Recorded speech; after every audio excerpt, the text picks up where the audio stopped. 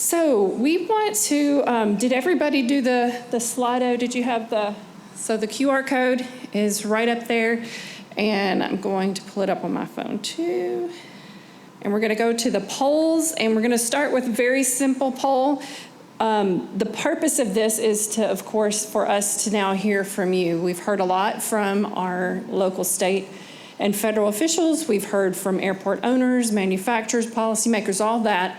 And now I want to hear from you. Hopefully most of you are either from here or at least live in Florida, because that's what I'm trying to get a really good flavor for where we are, where you think we are, and where we want to go in the future here in Tampa Bay. So I'm going to start with a very, very simple question. And all you've got to do is type in your favorite team. Get you, what was it, the crawl, the walk, and the run. This is a crawl.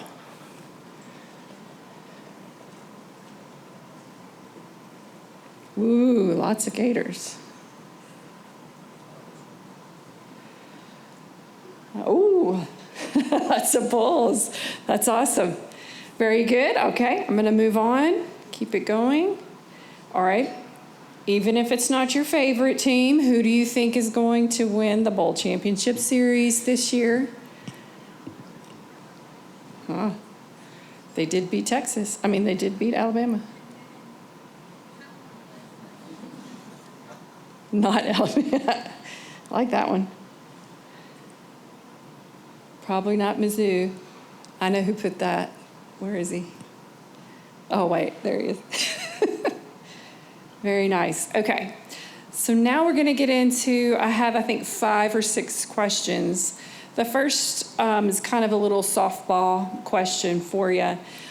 Based on the information that we collected today and some of the thoughts that you heard from others and some that maybe research that you've done yourself, can you give us a ranking on where you think this region's readiness to embrace Advanced Air Mobility Initiative is?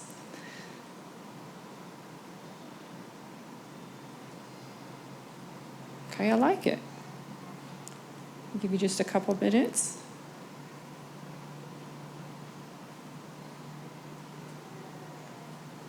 Okay, most say somewhat ready, with a little bit more, so about almost 90% or 80% saying not ready, but could be ready with a lot of support or somewhat ready. So that's good. That follows suit with what we heard today as well. Okay, so I want you to kind of think the strengths and weaknesses, and this one is more about the strengths that we have as a region. We heard some on stage there, but I want to hear from you. What are some of the advantages that you feel this region has to host this type of technology? And when I say this region, I'm mostly talking Tampa Bay. DOT District 7 is here in the 5-county region of Citrus, Hernando, Pasco, Hillsborough, Pinellas, but we often, like the T-Barda boundaries, also extended to Sarasota, Manatee.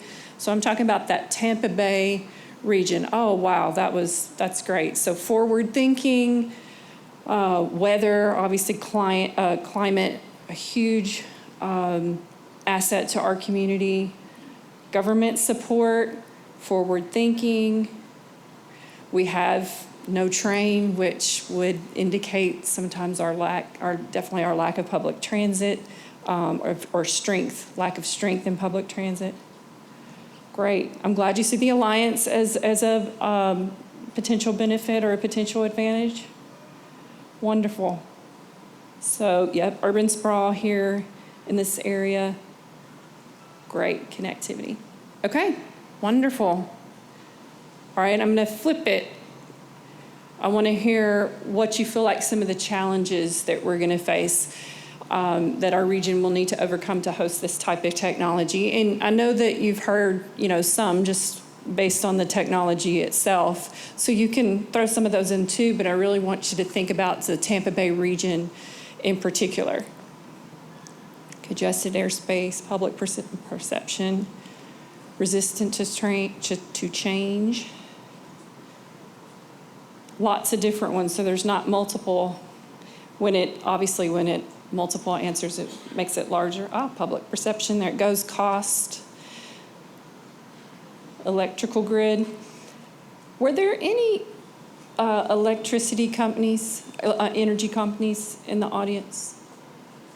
A few had registered, so I wasn't sure if any had actually. That was a big thought of mine as well, as how to engage them, and that's something the Alliance has been good. They are often engaged in our efforts. So wonderful. So regional coordination could be in it. I know exactly what somebody means by that. Often we have struggle here in the Tampa Bay region working together as a region.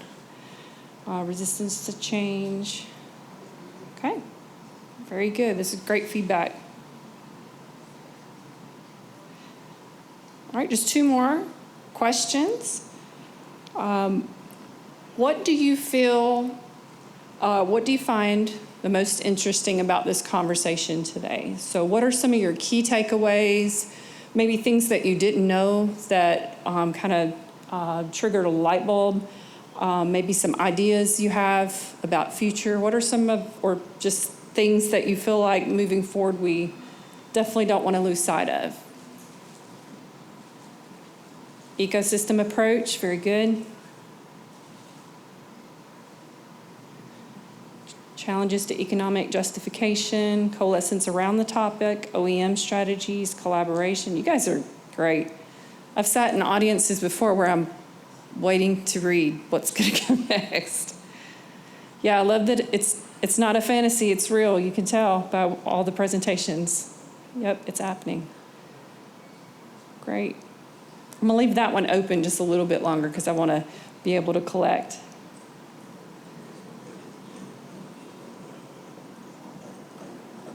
Great. Okay. And the last question is really kind of not just focused on the Smart Cities Alliance, but I do feel like the Alliance represents our local governments, our state, our academic partnerships, and we can have that ability to influence and to help people make connections. So my question for you is, what types of activities would you like for us to encourage to foster this conversation moving forward? I can tell that there's an excitement about it. I can tell that there's an excitement in the region about it. Okay, live demos. You've heard of some of the other activities that have gone on either in our partner organizations, the tabletop exercises, industry forums. And I'd love just to hear your thoughts on where you think we should go. Great, great.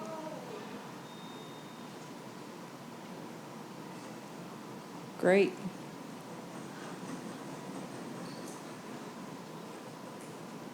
Let me give you just a few more seconds. Hear from the founders. Hear from the founders. Fund transit first to support AAM. That's a fair. Great. So just so you know, our next steps with the information that you're providing us here, we have a leadership team meeting on next Monday.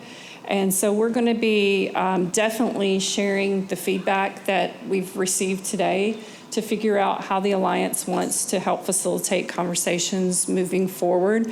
Obviously, the Alliance is multifaceted, and there are airports that have shown interest in the past, but as of late, we haven't had a lot of airport active interest, but we can figure out how to reconnect those dots and make sure that this information gets passed along to whatever format that may become. If it becomes a cohort in the area, if it becomes something else that will be tapping Brett Fay, I'm sure, on his shoulder.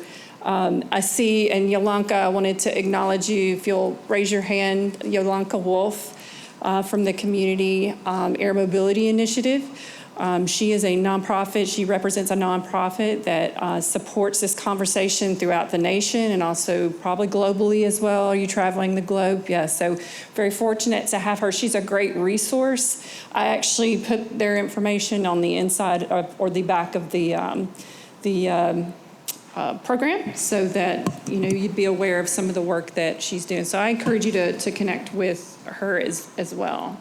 If you'd like to give us any additional feedback, I'm going to close the poll here in a second, but if you'd like to give us any additional feedback, feel free. I think you can come get my card. I'm not sure what other mechanism I have right now to be able to. Smart Cities, I don't think we have a comment form or anything on there, do we?